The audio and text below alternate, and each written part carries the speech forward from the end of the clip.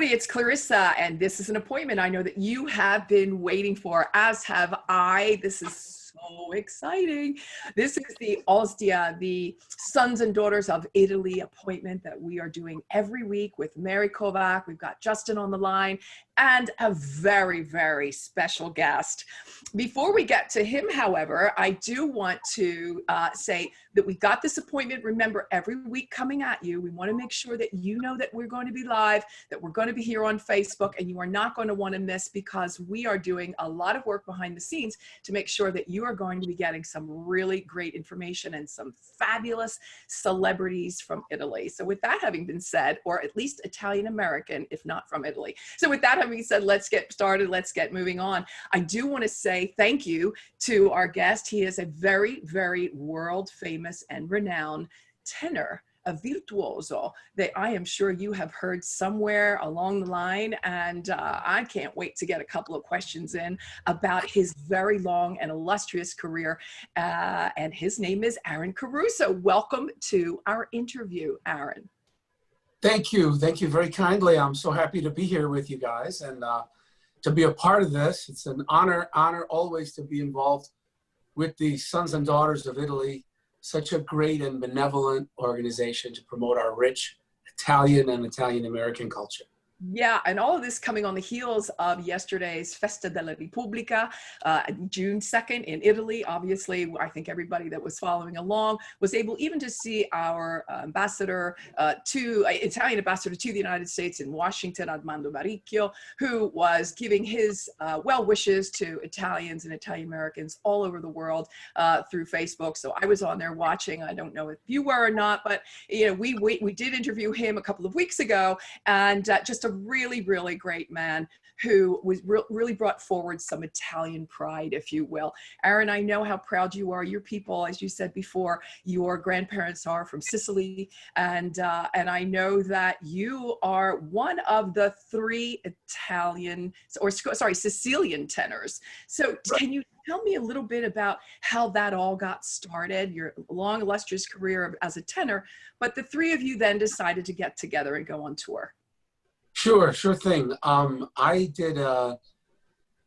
performed twice at Carnegie Hall, and the second time that I did a concert there, it was a tribute in honor of Mario Lanza, the great Italian-American tenor from Philadelphia. Right. And I asked my dear friends, Sam Batali and Aiello I said, come on up here, guys. Let's do a few songs together. And, you know, everybody loves to see that type of thing. And the magic was born. So I was born on the stage of Carnegie Hall, and that was approximately 10 years ago. So we've been going strong ever since, and have been singing all over the country, promoting our wonderful Italian culture through song.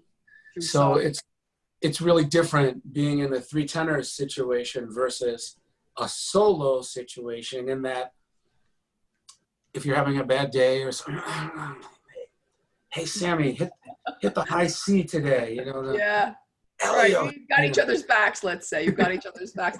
I know that for you, it started around 6 years old. I want to go back to Aaron Caruso at 6 years old. What did you get an instrument for Christmas, or was it just you always loved singing?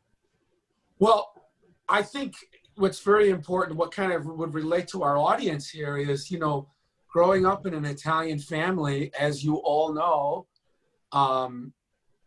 it's kind of like they're the audience and we're the performers as kids.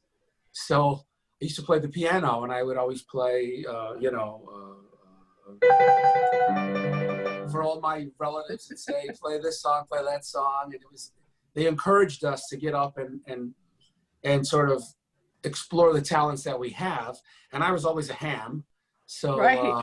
That helps. That was easy. But I started playing piano when I was just a young man around that time. And I used to play football as well with my buddies at our local park in Fraser, Michigan, a tiny little town outside of Detroit, a little suburb. And I had my medals ripped off my neck in the game. So I was terrified to tell my parents.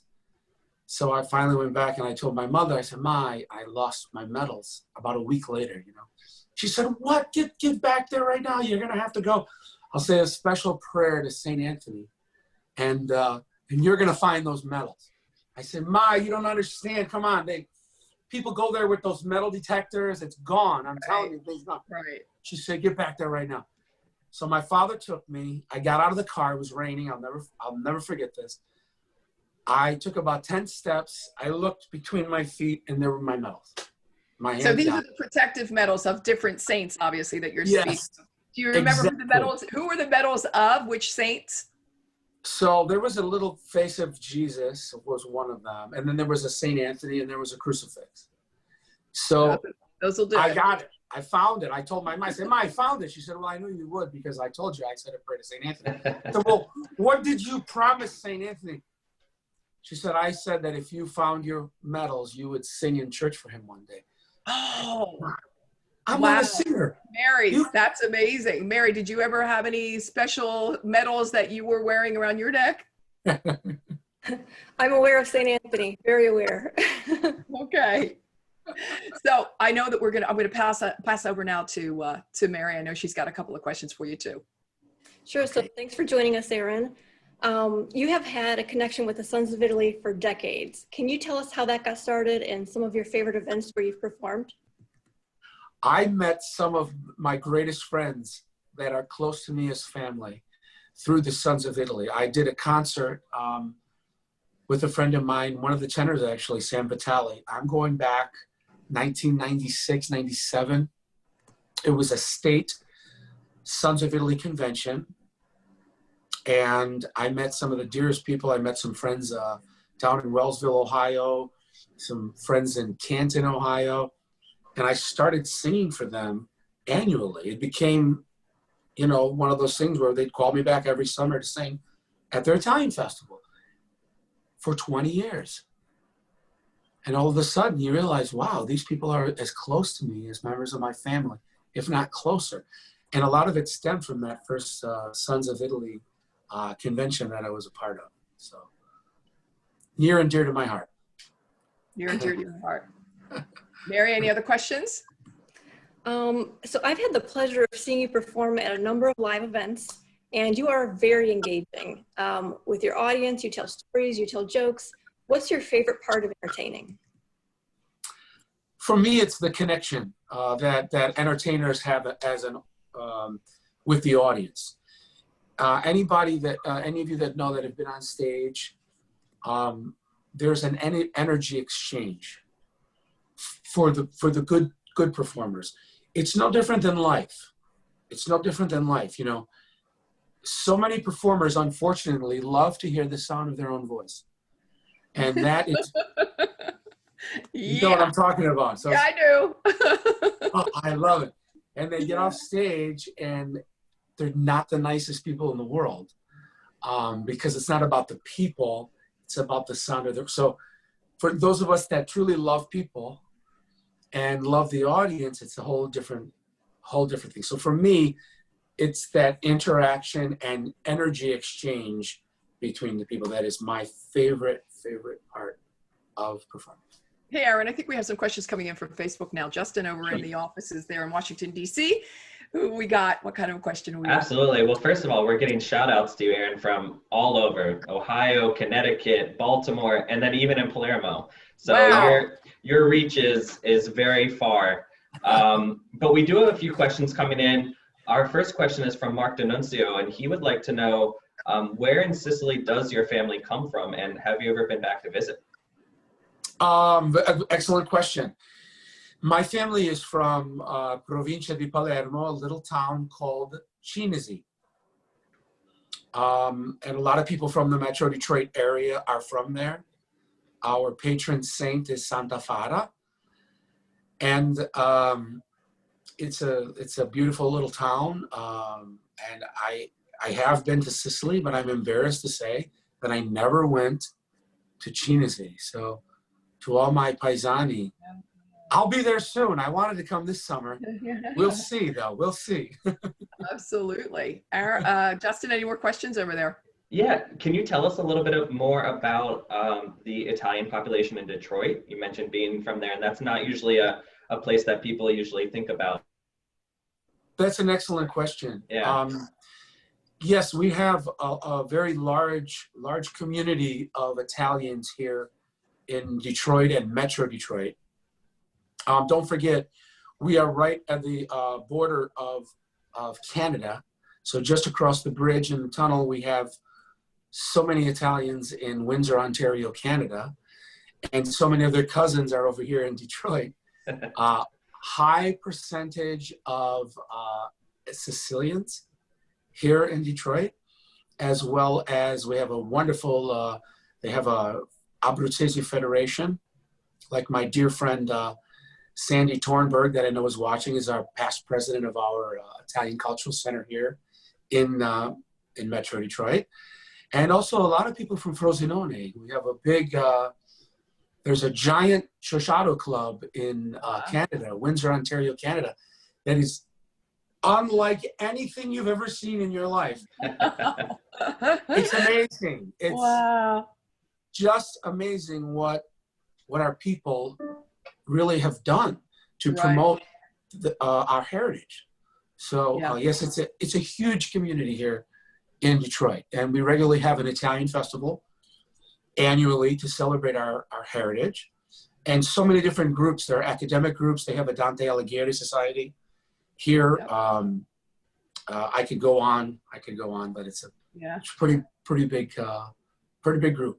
Well, the Sons and Daughters of Italy now have a chapter also in Rome, I'll have you know, which is very exciting for all of us. That's how I came through the group here in the United States and learned of them, and they learned of me. I am an honorary member there, one of the very first members over in Rome. So that is a great honor for me as well. Justin, anybody else on Facebook? Or I think that's it for now. We can check back in with them in a few minutes. So I know that you've been talking, Aaron, about, in pre-interview, you talked about your love for the Napolitan song, and who doesn't love all of our classic favorites, Napolitana, right? But I'm kind of wondering, I have my favorite, and I don't know if you have yours or if you even want to say, but is there one favorite that really just kind of touches your heart and gets your soul every time you sing it? Excellent question, Clarissa. You know, one could make the argument that the Neapolitan art song, I call them art song because they're closer to classical music than they are to folk music, which is by nature anonymous. These are not anonymous tunes, although they may be written in a folk style, as we talked in the pre-interview. They're closer, and actually we call them art songs, because some of these poets, such as Salvatore di Giacomo, as many of your listeners know, had he written in a major language other than Neapolitan, many would consider him the equivalent of a Nobel laureate in poetry. Yeah. So we're dealing with really heavy stuff layered, the music and the poetry. Yeah. Talking about Salvatore di Giacomo, he wrote the poetry for a song by Tosti, one of the most beautiful, called Mare Chiare. And it's such a, I think I have, it's okay, we'll get into it after. One of the most beautiful songs. The first line just says it all, the great Di Giacomo. Quando spunta la luna mare chiare, pure le biscence fanno l'amore. Oh my goodness, that's gorgeous. Right. I mean, who else than an Italian could write Translate it. Translate it. When the moon comes up over Mare Chiare, it's so beautiful and romantic that even the fish make love in the sea.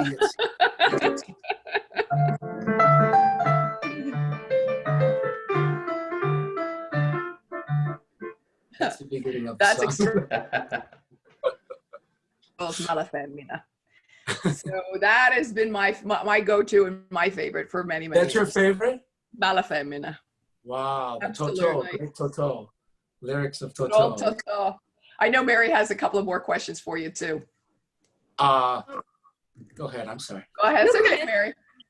I was just gonna say, one of our great Italian-American singers here in the United States, of course, was Jerry Vale. Yes. And Jerry kind of made that song famous, among others. But I always remember Jerry Vale, and I had the honor to sing for his private 75th birthday party while he was alive. He came to see me in Boston at the St. Anthony Festival. Yeah. And here's somebody I was raised on all his records, and then to be able to sing for him that very song, Ma la Femmina, was a great honor. Was a great honor. Yeah. Very. So I was going to ask, you grew up in Detroit, and then you studied music in New York and also in Italy. Can you tell us a little bit about that? Yes. So I graduated. I went to school out here in Michigan. I originally went to Fraser High School, and then I transferred to the Interlochen Arts Academy, which is a private boarding school. We had students from all over the world. Graduated from there, went on to the Cleveland Institute of Music, Case Western Reserve, where I studied voice, vocal performance. Then I transferred to the University of Michigan, where I had a concentration in the Italian language, and I majored in vocal performance. When I graduated around 2000, I moved out to New York City to study with the great maestro from the Rome Opera House, Luigi Vecchia. May he rest in peace. And I studied with him in New York City as well as in Italy. And it was there that I really honed my vocal technique, thanks to Luigi, Luigi's teacher goes back to the 1800s. Luigi's teacher was in his 80s or 90s in the 1960s in Rome. So we're dealing with somebody from un'altra epoca, as they say. Absolutely. So how about a venue that's on your wish list, a venue that you haven't played yet, but you know it's on the wish list? You're going to get there one day sooner or later. Well, I always think of, I've always been a great lover and admirer of Mario Lanza. I was asked to perform the role of Mario Lanza on Broadway by Phil Ramone, the great music producer, who's responsible for the Sinatra Duets albums. He has 15 Grammys with Sinatra, Tony Bennett, Billy Joel, Uptown Girl, et cetera, et cetera. And Sonny Grasso, the late movie producer, may he rest in peace as well. Mm-hmm. They asked me to perform the role of Mario Lanza on Broadway. It never ultimately made it to Broadway. But my lifelong admiration for Lanza lives on. And Lanza did a concert at the Royal Albert Hall in London.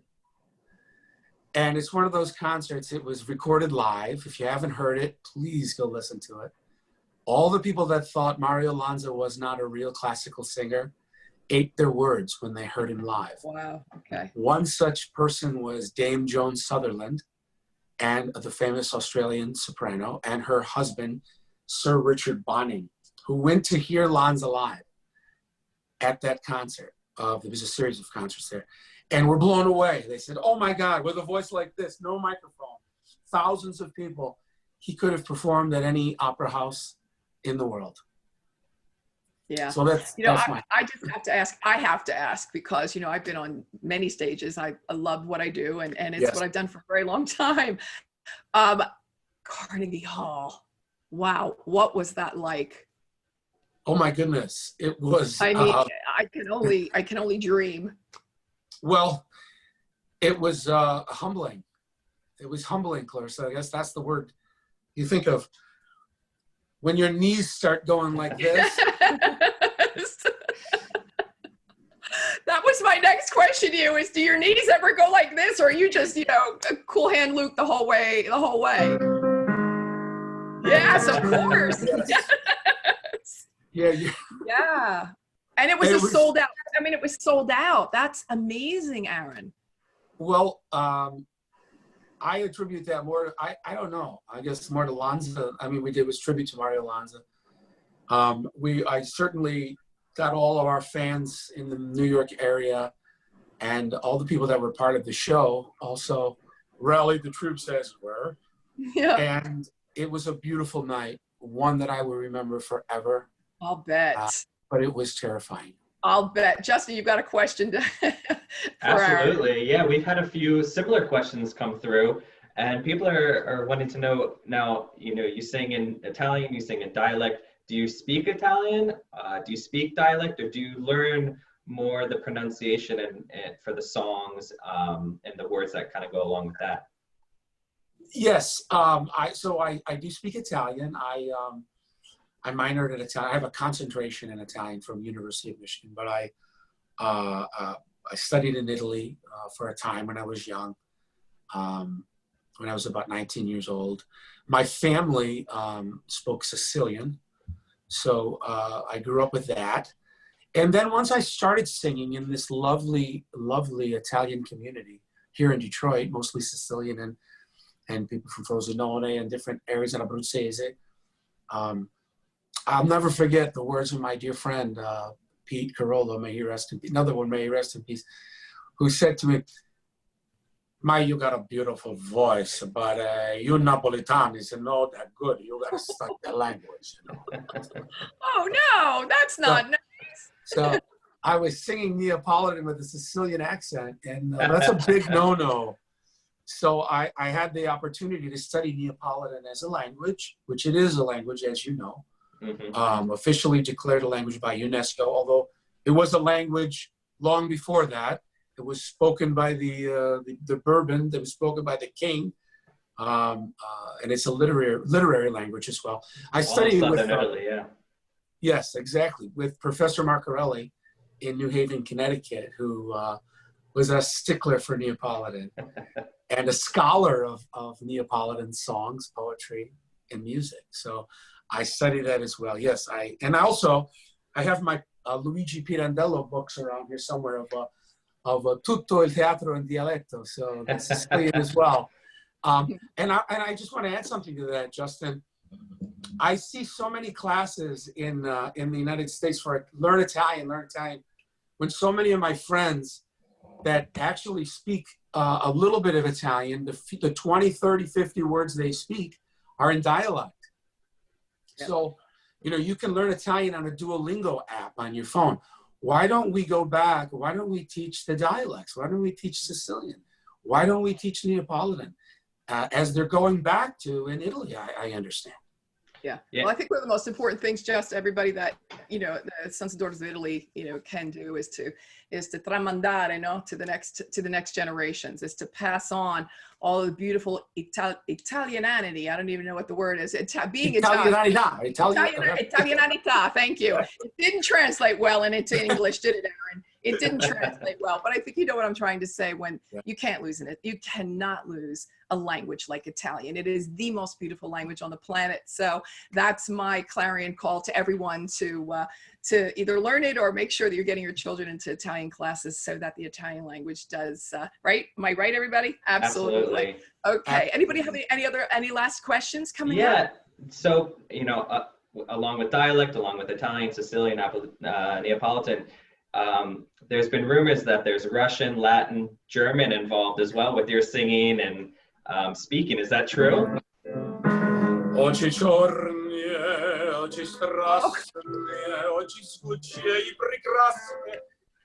have to study all those languages. Yes. That's French, great. Wow, that's so impressive, Aaron. Wow. All the different languages. Absolutely. Wow. Unbelievable. All right. Well, I guess, as we're coming to a close, and I think Justin will tell me, my last question would be, who was it that you looked up to when you were coming up? Who was it that you really followed and want to be? And what would your advice be to someone that's looking up to you? I always loved the movie actor Danny Aiello, may he rest in peace. Among others, Danny was instrumental in getting me involved with the movie producer Sonny Grasso, and was instrumental in getting me picked to portray Mario Lanza. And Danny and I had an interesting conversation about Mario Lanza. He loved him as well. And if you watch the movie 29th Street, which is a great movie, and when I told that to Danny, he said, "Go outside and look at my car. Look at my car. Look at the license plate." Said 29th Street was his license. He puts a little vignette, a little scene in there about Mario Lanza. So my biggest influence was Mario Lanza because of his accessibility to the masses, by the, through the medium of movies, and his beautiful, beautiful operatic voice. So, and he your seemed to be advice a to a young man, your advice to a young man or to a young boy that wants to has the calling to sing and wants to be a tenor, what would it be? Well, I'm very privileged to also be a voice teacher. So I have a wonderful studio of kids that just graduated, and that's an excellent question. My advice is follow your love, study these songs, go to YouTube, learn about Beniamino Gigli, learn about Tito Schipa, Enrico Caruso, etc., etc., etc. Keep our traditions alive through music, because when we talk about Italian culture, we talk about the food and we talk about the language, which are two very important aspects. But let's not forget, on the boats, on the way over here, those Italians were singing. And there's a body of music, much like our American songbook. I call it the Italian songbook. Learn those songs. Yeah. Learn the songs of your grandfathers and grandmothers. And let's keep that great tradition alive. Mary, Justin? Yep. So I'm going to close with inviting everyone. Hopefully you've enjoyed episode 7 of OSDIA Interviews Live. Thank you, Aaron, for being our guest. You're fantastic. If you'd like to follow us, we're on Facebook, Twitter, Instagram, YouTube, LinkedIn, and Pinterest. And if you'd like to become a member, you can join us at osia.org. That's osia.org. And you can find out where your nearest local lodge is. And if there isn't one near you, you can join our at-lodge membership. And we're happy to set everything up for you. Great. Fantastic. Justin? I think that's it from our questions. But Aaron, thank you so much for joining us. It's been a pleasure and an honor, and we can't wait to work with you again in the future and get you. You're a great spokesperson for Italian Americans, so we can't thank you enough. Thank you so very kindly, Justin. It's been an honor. I hope to do it again. Thank you, guys. Bye, Aaron. Thanks so much. Bye, everybody. Bye.